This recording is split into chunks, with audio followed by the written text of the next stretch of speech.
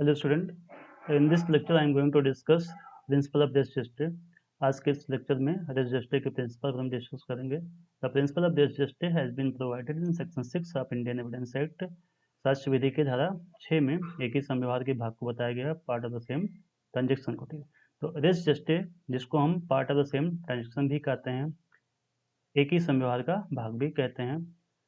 सबसे पहले हम जान लेते हैं कि res geste क्या होता है. तो things said are done in the course of transaction, जो जनरल इसकी मीनिंग होती है, कही जाती है, things said are done in the course of transaction. समव्यवहार के अनुक्रम में कही या की गई बातें, समव्यवहार के अनुक्रम में कही या की गई बातें इसको कहते हैं, या part of the same transaction. ठीक है, part of the same transaction को भी हम res geste कहते हैं. res geste means part of the same transaction, एक ही समव्यवहार के भाग, मतलब एक ही समव्यवहार के जो चीजें पार्ट होती हैं, भाग बन जाती हैं, उसको हम res geste बोलते हैं. अब नाउ क्योंकि यहाँ पे ट्रांजेक्शन की बात की गई है कि things said are done in the course of transaction, वो res geste होता है, तो सबसे पहले हमारे ये जानना जरूरी है व्हाट इज ट्रांजेक्शन, एक समव्यवहार क्या होता है.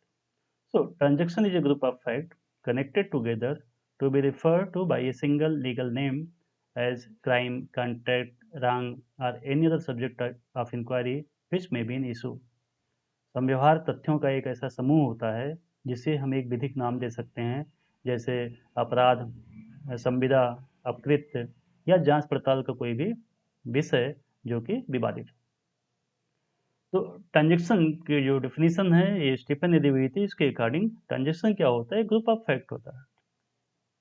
ये ग्रुप ऑफ फैक्ट होता है, ये तथ्यों का एक समूह होता है, और जिसको हम एक नाम दे सकते हैं, जैसे इसको हम क्राइम बोल सकते हैं, इसको हम कॉन्ट्रैक्ट बोल सकते हैं, या इसको हम टाट बोल सकते हैं, या इसी तरीके से कोई भी दूसरा नाम दे सकते हैं जो इंक्वायरी जिस पे चल रही हो. अब जैसे ए अगर बी को पीट पीट करके मार डालता है, ठीक, ए बी को पीट पीट के मार डालता है, तो हम क्या कहेंगे, इससे जो भी एक्ट किया गया है इसको हम क्या कहेंगे, हम इसको कहेंगे कि ए ने बी का मर्डर किया. एक हमने एक विधिक नाम इसका दे दिया कि ए कमिटेड मर्डर ऑफ बी, ए ने बी का मर्डर किया. इसलिए ये जो काम पूरा किया गया है, कि जो कार्य किया गया है ए के द्वारा कि उसने बी को पीट पीट के मार दिया है, इसको हम कहेंगे एक ट्रांजेक्शन हुआ. ट्रांजेक्शन क्या हुआ है, एक अपराध हुआ, दैट मीन्स एक मर्डर हुआ. तो ए के जो मर्डर हुआ है ये ट्रांजेक्शन हो गया. ठीक है, इसी तरीके से मान लो ए बी के घर में जाता है और चुपके से उसके यहाँ से पैसे लेके चला आता है. ठीक, अब यहाँ पे ये जो कुछ भी ए ने किया है वो क्या कह सकते हैं, कौन सा नाम दे सकते हैं उसको, हम थेफ्ट का नाम दे सकते हैं कि ए ने चोरी किया है, क्योंकि बिना पूछे किसी के घर में जाकर के पैसा लेके आना बेईमानी से ये चोरी होता है.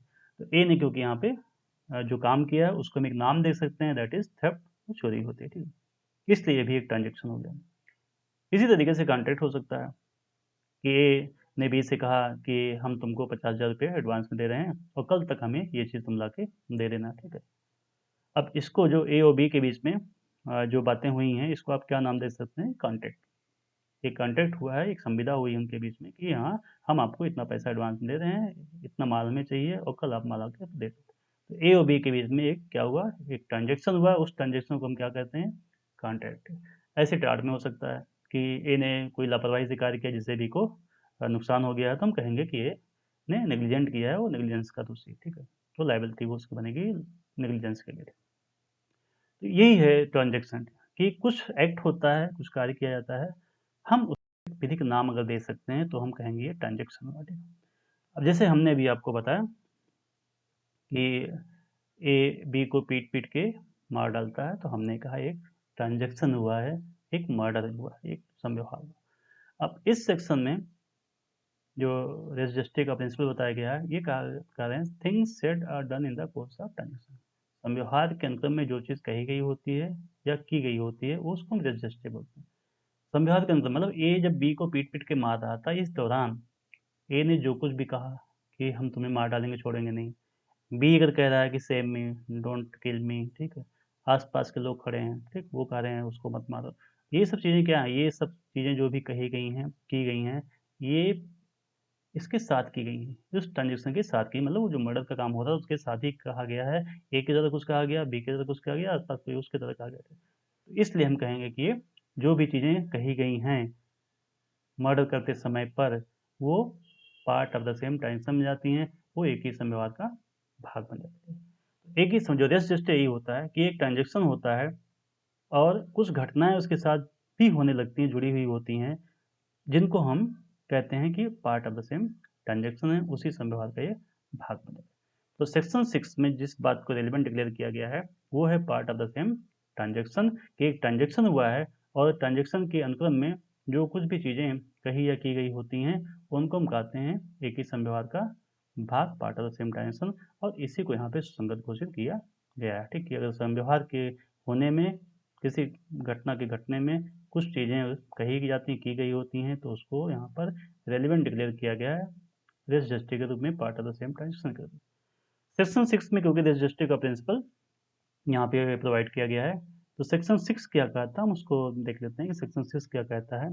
सेक्शन 6 के according fact which though not in issue are so connected with fact in issue as to form part of the same transaction are relevant whether they occurred at the same time or places or at different time or places। ऐसे तथ्य जो कि स्वयं विवादित नहीं होते हैं किंतु वे विवादित तथ्यों से इस तरह से संबंधित होते हैं कि एक ही समव्यवहार के भाग बन जाते हैं, ऐसे तथ्यों को सुसंगत कहा जाएगा, सुसंगत माना जाएगा, चाहे वो उसी समय और स्थान पर हुए हों, चाहे वो भिन्न समय और स्थान पर हुए हों। तो हम जब ध्यान से देख रहे हैं रजिस्ट्री के प्रिंसिपल के बारे में सेक्शन 6 की प्रोविजन में क्या कहा गया है, तो वहाँ साफ साफ कहा गया fact which do not in issue, ऐसे तथ्य जो कि खुद विवादित नहीं होते। जो पहली बात कही गई है fact which is not in issue, which is not in issue. ठीक, तो जो पहली बात कही गई है फैक्ट दो नॉट इन इशू, ऐसे तथ्य जो कि स्वयं विवादित नहीं होते हैं। ठीक है, मतलब वो खुद फैक्ट इन इशू नहीं होते हैं, खुद उन पर कोई विवाद नहीं होता है। तो पहली बात जो कही गई fact which do not in issue, ऐसे तथ्य जो कि खुद विवादित नहीं होते but they are connected, they are connected, they are connected with fact in issue. ठीक है, तो ये खुद विवादित नहीं होते हैं but they are connected with fact in issue, but ये जो तथ्य होते हैं ये विवादित तथ्यों से संबंधित होते हैं। ठीक है, ये तथ्य विवादित तथ्यों से संबंधित, मतलब कनेक्शन तो होता है, खुद वो विवादित नहीं होते हैं but they are connected with fact in issue, ये तथ्य विवादित तथ्यों से संबंधित होते हैं। और तीसरी बात जो कही गई है such connection, such connection forms part of the same transaction, such connection forms part of the same transaction, part of the same transaction, such connection forms part of the same transaction, ऐसा संबंध एक ही संव्यवहार का भाग बन जाता है। ठीक है, ऐसा संबंध एक ही संव्यवहार का भाग बन जाता है। ठीक है, then such fact are relevant, such fact are relevant whether they occurred, whether they occurred at same time and place, at same time and place, or at different time, or at different time and place। ठीक है, चौथी बात जो इसमें कही गई है such fact are relevant whether they occurred at the same time and place or at different time और प्लेस, ऐसे तथ्य सुसंगत होते हैं चाहे वे उसी समय और स्थान पर हुए हों या भिन्न समय और स्थान पर हुए हों। तो सेक्शन 6 के अकॉर्डिंग जो बातें कही गई हैं, सबसे पहले fact which is not in issue, ये हम जिस तथ्य की यहाँ पे सेक्शन 6 में बात की गई है वो खुद फैक्ट इन इशू नहीं होता, मतलब उन पे कोई विवाद नहीं होता है। दूसरी बात है they are connected with fact in issue, विवादित ना होने के बावजूद भी वो विवादित तथ्यों से किसी न किसी तरीके से संबंधित होते हैं, तो उनका कनेक्शन होता है, वो संबंधित होते हैं फैक्ट इन इशू से। फैक्ट इन इशू क्या होता है, ऐसे फैक्ट जो कि डिस्प्यूटेड होते हैं जिस पर कि कोर्ट को फैसला करना होता है। ठीक है, तो फैक्ट इन इशू से वो संबंधित होते हैं। ठीक, तीसरी बात कही गई such connection forms part of same transaction, ये जो कनेक्शन होता है कि फैक्ट इन इशू से जो तथ्य संबंधित होते हैं, ये जो कनेक्शन होता है, जो संबंध होता है, it forms part of the same transaction, ये एक ही समव्यवहार का भाग बन जाता है। ठीक है, जैसे हमने अभी जो पढ़ा हमने कि part of the same transaction जिसको हम जस्ट टेक होता है। ठीक है, अब part of the same transaction किसको कहते हैं, थिंग्स सेड और done in the course of the transaction. जो ट्रांजेक्शन हुआ है, जो संव्यवहार हुआ है, उसके साथ में जो भी चीजें कही गई हैं, की गई हैं, वो एक ही संव्यवहार के भाग बन जाते थे। तो यहाँ पर सेक्शन में इस बात को, जो अगर आपसे पूछा जाए सेक्शन 6 में किस बात को संगत घोषित किया गया है, तो ये वाला है, part of the same transaction, एक ही संव्यवहार के भाग को यहाँ पे संगत घोषित किया गया। ठीक है, तो such connection forms part of the same transaction, ये एक ही संव्यवहार का भाग बन जाते हैं। जैसे मैंने आपको एग्जाम्पल भी दिया था कि ए अगर बी को पीट के मार डालता है, तो उस वक्त, जिस वक्त ए बी को पीट रहा था, उस वक्त ए ने क्या कहा, जैसे वो कह सकता है आई विल किल यू, ठीक है, या बी उस समय कह सकता है कि don't kill me, save me, ठीक, या आसपास लोग खड़े हुए होते हैं, वो कह सकते हैं कि डोंट किल बी, ठीक है। तो ये सब चीजें जो संव्यवहार हो रहा है, ए बी की पिटाई कर रहा है, इसके साथ में जो चीजें हो रही हैं कि पीटने के टाइम पे ए क्या कह रहा है, बी क्या कह रहा है, आसपास के खड़े लोग क्या कह रहे हैं, ठीक, या उसके जस्ट पहले ए ने क्या कहा है, जस्ट पहले ए कह सकता है कि मैं जा रहा हूँ बी को मार, या जस्ट बाद भी क्या हुआ, जैसे बी को मार डालता है तो कहता है कि मैं बी को मार के आ गया। तो ये सारी चीजें जो हो रही हैं उस घटना के साथ में, ये सब part of the same transaction हो जाती है, एक ही संव्यवहार का भाग बन जाती है। Such facts are relevant whether they occurred at the same time and place or at different time place.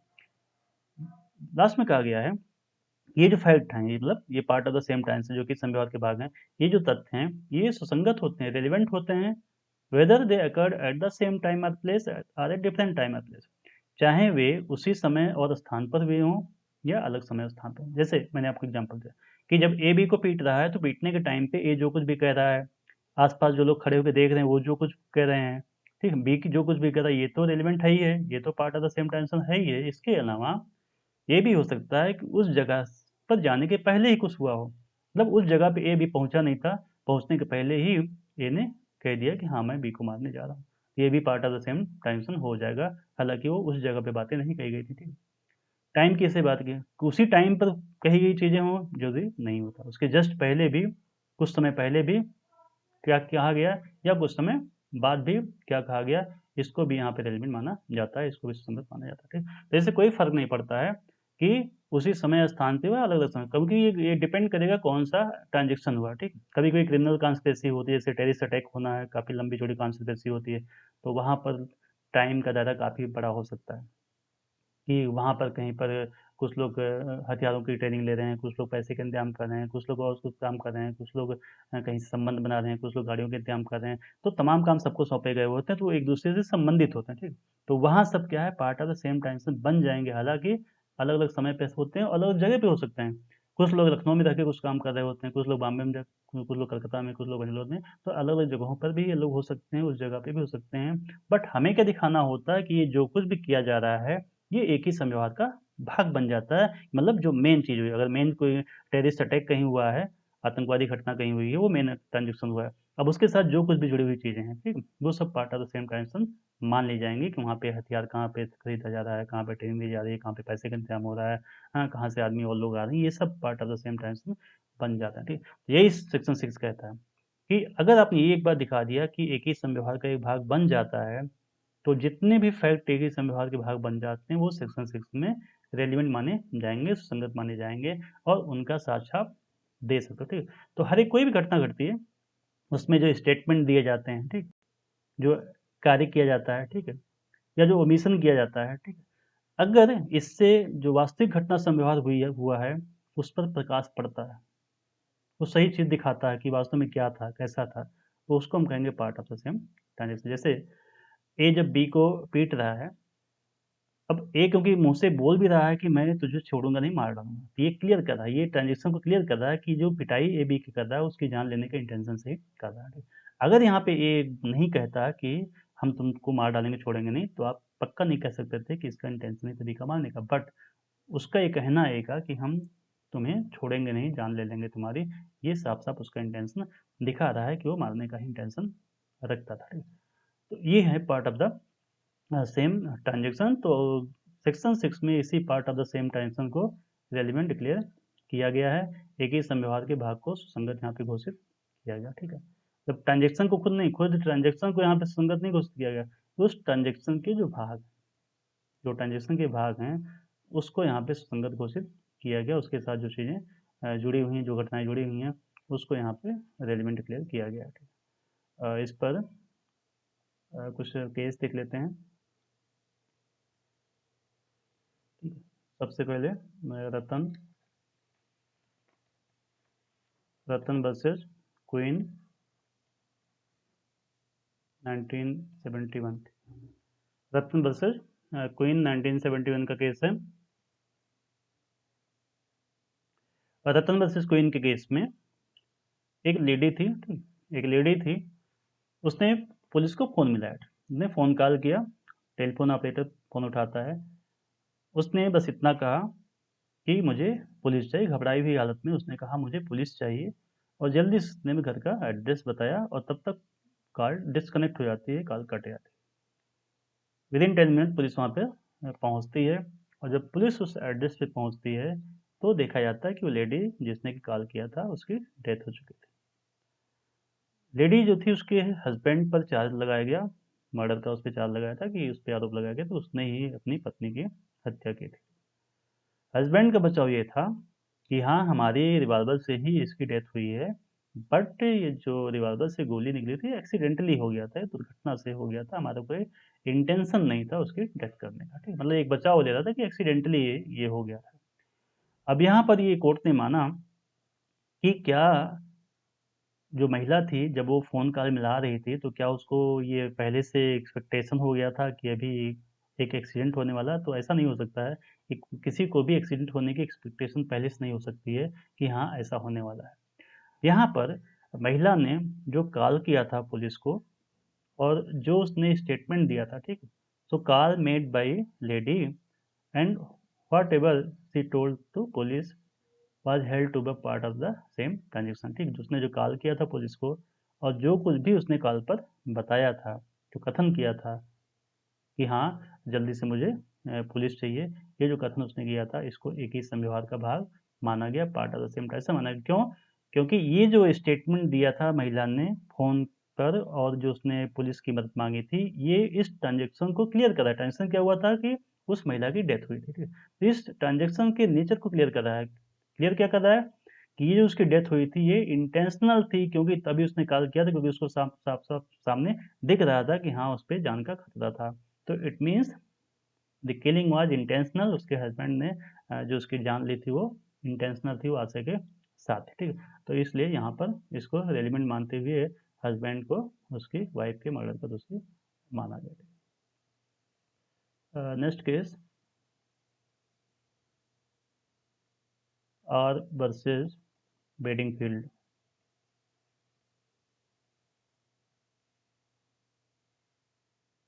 Are versus Bedingfield 1879।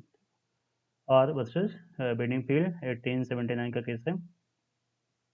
इस केस में एक महिला थी, एक रूम के अंदर वो थी, ठीक है? रूम के बाहर जस्ट निकलती है, यहाँ इसकी आंटी बैठी हुई होती है। बाहर निकलते ही उसने अपनी आंटी से कहा कि aunty, see what Bedingfield has done to me. ठीक है, उसने अपनी आंटी को, ऐसे उसका गला कटा हुआ था, गला कटे हुई हालत में बाहर निकलती है, और अपना गला दिखाते हुए अपनी आंटी को कहती है कि dear aunty, see what Bedingfield has done to me. ठीक है, ठीक, what Bedingfield has done to me, ये स्टेटमेंट इसने दिया, what Bedingfield has done to me. देखो मेरी चाची, बेडिंगफील्ड ने मेरी क्या दशा कर दी है, ये उसने स्टेटमेंट दिया इस रूम के बाहर जस्ट निकलने के बाद अपनी आंटी को। In this case the statement made by the lady to her aunty was not held relevant. इस मामले में, इस केस में महिला ने जो अपनी आंटी को स्टेटमेंट दिया था उसको संगत नहीं माना गया, उसको रेलिवेंट नहीं माना गया, ठीक? Because statement was made after the incident was over, because the statement was made after the incident was over. तो यहाँ पर जो रीजन दिया गया कोर्ट के द्वारा कि क्यों नहीं हम मान रहे हैं, उनका कहना ये था कि if the statement was made when she was being attacked, जब उस पर अटैक किया जा रहा था, अगर उस वक्त उसने स्टेटमेंट दिया होता कि डियर आंटी सेव मी, ठीक, बेडिंगफील्ड इज ट्राइंग टू किल मी, इस टाइप की स्टेटमेंट उसमें दिया होता, तो वो माना जाता कि हाँ, ये part of the same transaction है। यहाँ कोर्ट नहीं माना, क्योंकि जो कथन किया गया था, स्टेटमेंट दिया गया था, वो घटना कंप्लीट होने के, घटना घटने के बाद दी गई थी, इसलिए उस कथन को यहाँ पे part of the same transaction नहीं माना गया। कोर्ट की नज़र में ये माना गया कि ये जो स्टेटमेंट दिया गया था इसमें एक फैब्रिकेशन के चांसेस थे, ये जेन्युइन नहीं दिख रहा है, ये फैब्रिकेशन का चांस था कि बाद में आके उसने बातें बनाई होंगी अपनी चाची के सामने। इस बेस पर कोर्ट ने मानने को यहाँ पे इनकार कर दिया। तो मेन चीज़ हमें ये जाननी होती है part of the same transaction में केस को लाने के लिए, फैक्ट को लाने के लिए, कि जो स्टेटमेंट दिया गया हो वो इतना इमीडिएटली दिया गया हो, इतना जस्ट बात दिया गया, इतने अप्रॉक्सीमेट हो, इतने पास हो, नज़दीक हो घटना के, कि हम ये ना कह सकें कि उस व्यक्ति के पास में फैब्रिकेशन का चांस था। ठीक है, तो इतना मौका नहीं होना चाहिए कि वो एक फैब्रिकेशन का चांस हो, एक चीज़ों को बनाने का चांस हो कि हाँ बनावटीपन का चांस ना हो, तभी हम part of the same time से माने। मतलब एक नेचुरल होना चाहिए, नेचुरल रिस्पांस होना चाहिए कि हाँ जैसे जैसे मान लो एक को कोई इंजरी पहुंचाता है, जैसे इंजरी पहुंचाता है एक को भी वहां से भाग जाता है, इंजरी पहुंचा के एक को, एक जस्ट तुरंत बाद किसी को देखता है सामने, वहां पे पास में जाता है, उससे बोलता है कि उन्होंने मुझे चोट पहुंचाई। तो ये जस्ट तुरंत कहने के बाद, जैसे घटना घटी तुरंत उसके बाद कहता है, तो ये ऑटोमेटिक माना जाएगा, इसको हम कहेंगे part of the same time. लेकिन अगर इतना टाइम गैप हो जाता है, ठीक है, कि एक दो घंटे बाद वो किसी से मिलता है, फिर वो कहता है कि मुझे चोट किसने पहुंचाई थी, ये part of the same tension नहीं माना है, क्योंकि नरेशन हो जाएगा, एक कहानी हो जाएगी। ठीक है, तो जो भी स्टेटमेंट होना चाहिए that must not be like a narration, वो एक कहानी के रूप में नहीं हो, वृत्तांत के रूप में नहीं होना चाहिए कि हाँ आप किसी के पास बैठ कर उसको कहानी बताने लगते हो कि हमारे साथ ऐसी घटना घटी थी। नेचुरल रिएक्शन होना चाहिए कि किसी पर अटैक हुआ, वो तुरंत तो चिल्लाता है कि मत मारो, बचाओ मुझे। कोई किसी पर अटैक कर रहा है, वो तुरंत चिल्ला रहा है कि हम तुम्हें छोड़ेंगे नहीं। या जस्ट आफ्टर अटैक किया गया, अटैक करने के बाद जिसने अटैक किया तुरंत तो कहता है कि इसको मार डाला मैंने, या जिस पे अटैक किया गया वो तुरंत कहता है कि हमको इसमें चोट लगी, या आसपास जो भी लोग खड़े हुए हैं इमीडिएटली वहां पे कहते हैं देखो इसने ऐसा किया है, तब उसी को हम part of the same time से मानेंगे। अदरवाइज हम एक ही संवाद का भाग नहीं मानेंगे। ठीक है, एक और केस पे आर्यम मलकानी, मलकानी बसी स्टेट ऑफ महाराष्ट्र।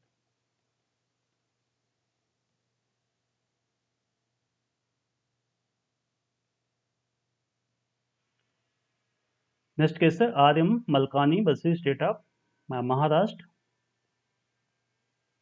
आर्यम मलकानी बसी स्टेट ऑफ महाराष्ट्र के केस में कहा गया था कि अगर टेलीफोन पे बातें हो रही हैं दो लोगों के बीच में, टेलीफोन पर कन्वर्सेशन हो रहा है, बातचीत हो रही है, और उसको अगर रिकॉर्ड कर लिया जाता है, ये जो टेप रिकॉर्ड होगा, ये जो रिकॉर्डिंग होगी, ये part of the same time कहलाएगा, इसको हम एक ही समव्यवहार के भाग कहलाएंगे। ठीक है, it was held in this case that tape record of a relevant conversation, that tape record of a relevant conversation is part of the same transaction। ठीक है, that tape record of a relevant conversation is part of the same transaction। ठीक है, किसी सुसंगत बातचीत का tape record ये एक ही समव्यवहार का भाग होता है, part of the same transaction माना जाता है। ठीक है, तो अगर ऐसा है कि हाँ कहीं पे बातचीत हो रही है, उस पर रिकॉर्डिंग कर ली जाती है, या सीसीटीवी कैमरा उसी में चल रहा है, तो ये सब क्या होता है, part of the same transaction, इसको भी मानेंगे, ये इसको भी हम एक ही समव्यवहार का भाग मानेंगे, और सेक्शन 6 में इसको